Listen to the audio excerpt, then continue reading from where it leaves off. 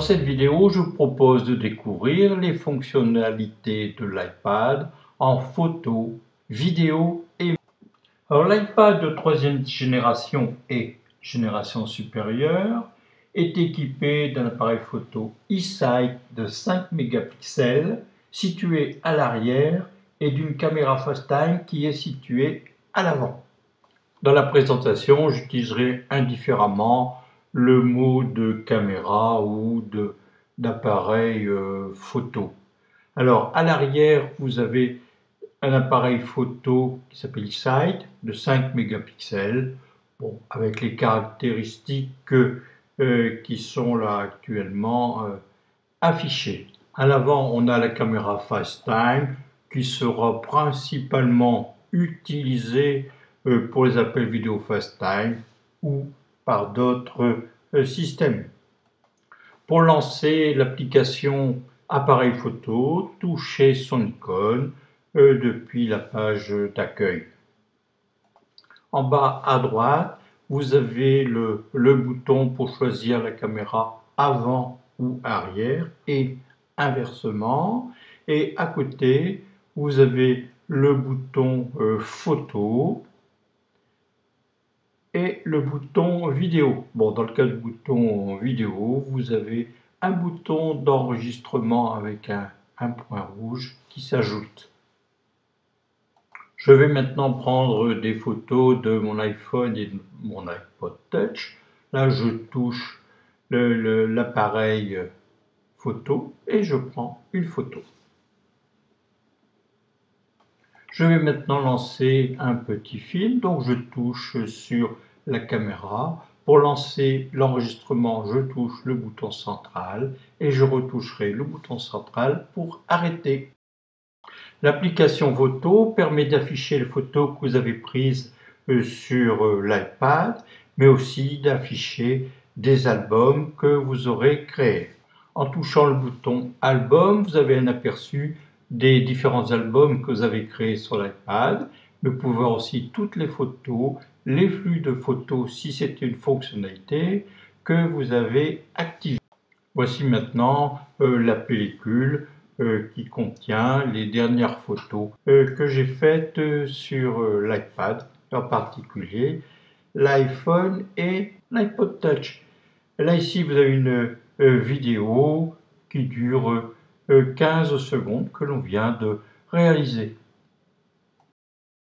Vous pouvez envoyer des photos de l'iPad vers des destinations variées. Donc là ici je suis sur la pellicule. En touchant la flèche, je vois apparaître un menu déroulant et là je vais aller choisir envoyer par courrier. L'iPad va lancer l'application Mail, donc je vais rentrer l'adresse électronique, l'objet et je vais toucher le bouton Envoyer. Vous pouvez apporter quelques petites modifications à une photo, sélectionner la photo et toucher le bouton Modifier. Vous pouvez tourner, améliorer, enlever les yeux rouges, recadrer. Là ici je vais recadrer la photo, ne serait-ce que pour enlever les pantoufles. Donc là je touche le bouton recadrer. Là pour recadrer la photo, je toucherai les bords de la photo et j'irai vers l'intérieur pour donner une nouvelle limite. Là ici voilà. Je vais pousser le bord du bas. Voilà, ma photo a été réduite. Je vais continuer sur le bord droit et je ferai pareil sur le haut de la photo, de façon à couper toute la partie blanche de cette photo. Voilà, ma photo a maintenant été recadrée. Et pour terminer, je vais toucher le bouton Enregistrer.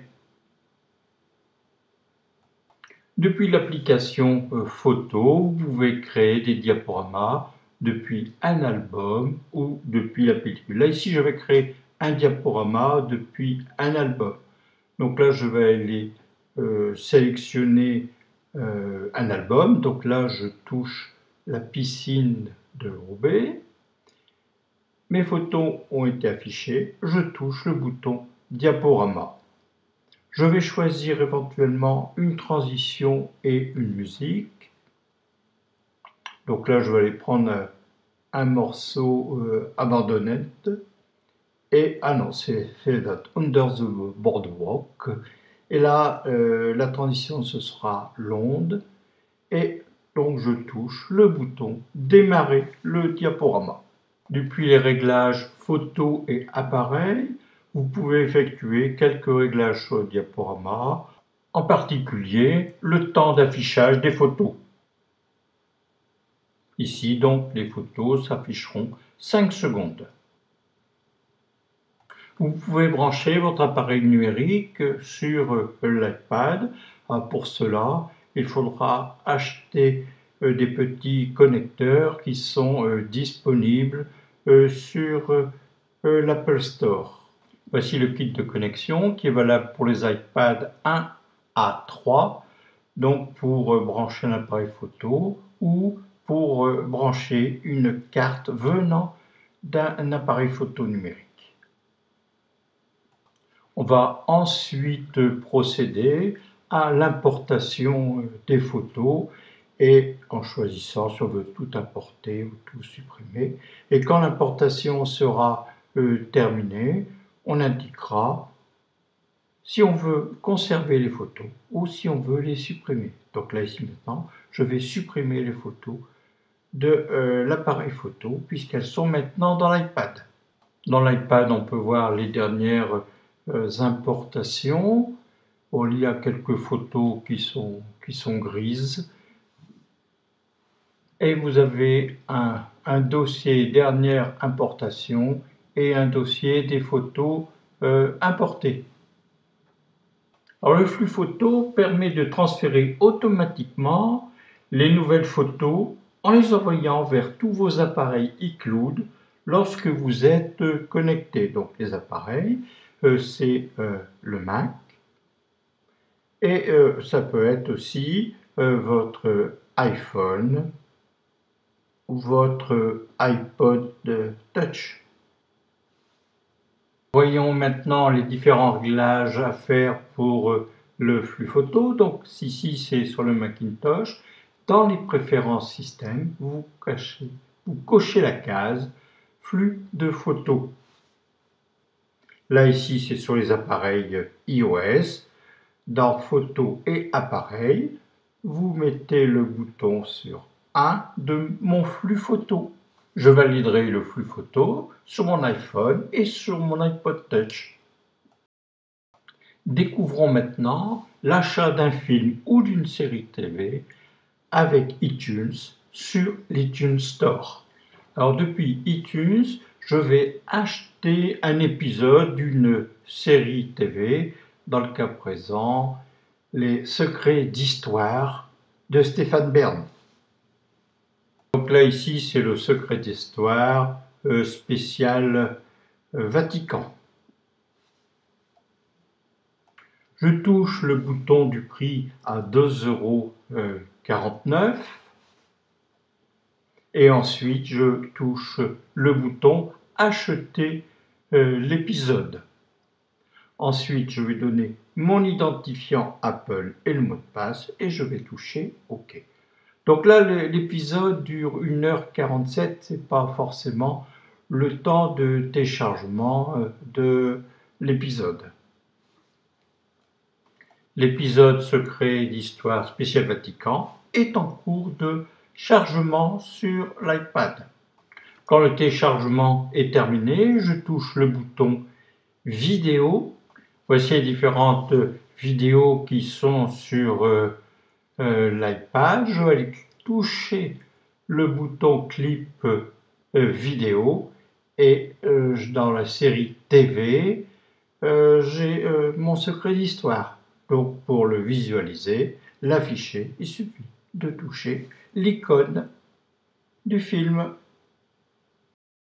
Après avoir acheté un épisode d'une série télé, je vais maintenant aller louer un film sur l'iTunes Store. Voici donc les différents films qui sont disponibles sur la page d'accueil. Là, il y a une promotion à 99 centimes. C'est le film de la semaine, Le Caméléon. Donc là, je touche l'icône. Je donne mon identifiant à l'Apple Store.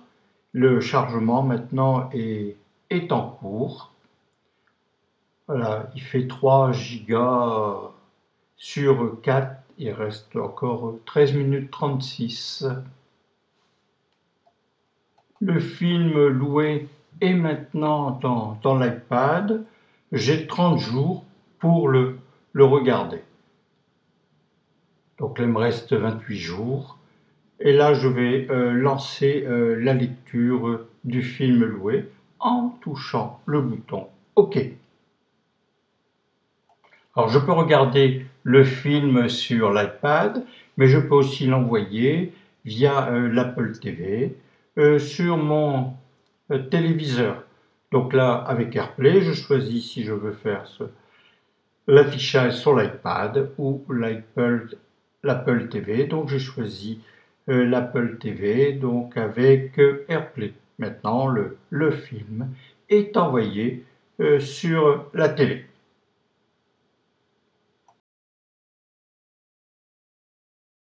Après la location ou l'achat de films, je vous propose de découvrir l'achat de la musique. Pour acheter de la musique, je touche l'application iTunes à partir de l'iPad.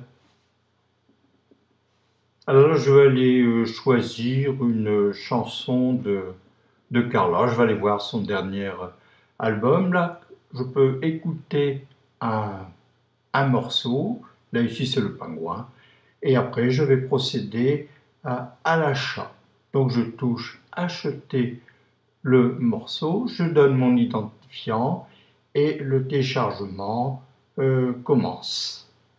Après avoir acheté un morceau, je vous propose d'aller maintenant écouter la musique à partir de l'iPad.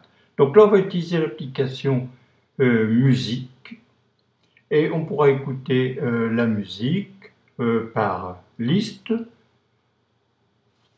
par morceau,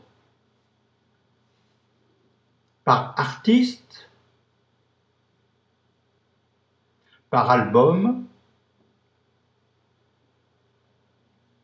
ou d'autres critères par genre, compositeur. Et ainsi le tri se fera par artiste. Voyons le tableau de commande de musique. Donc là, vous avez le bouton redémarrer le morceau ou revenir au morceau précédent. Ensuite, l'arrêt de la lecture ou pour reprendre la lecture quand vous avez arrêté. Le bouton passer au morceau suivant. Le réglage du niveau sonore. Éventuellement, vous pouvez envoyer la musique sur un appareil par AirPlay. Donc là, c'est un morceau de Sylvie que je peux écouter en boucle. Et là, ici, il y a 34 secondes actuellement d'écoulées. Et on peut avancer ou revenir en arrière dans le morceau en cours. Et il reste 2 minutes 42 de temps restant. On peut aussi lire l'ensemble de la bibliothèque de façon aléatoire ou aller sélectionner des morceaux qui ont été classés dans Genius.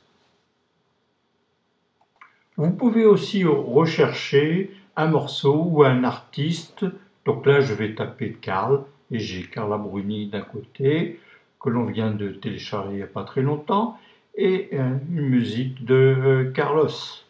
Pour les achats, vous faites quelques réglages dans l'iTunes Store et App Store. Donc il y a ici votre identifiant, vous choisissez ou pas l'iTunes Match et l'éventualité, disons, de regrouper par artiste. Donc là, au niveau donc, des informations général. On peut voir ici qu'on a 435 morceaux qui sont enregistrés, 68 vidéos, 2803 photos, 112 applications et une capacité de 57,2 gigaoctets sur 64. Il reste 15,5 gigaoctets de disponibles. On peut revoir un peu le détail.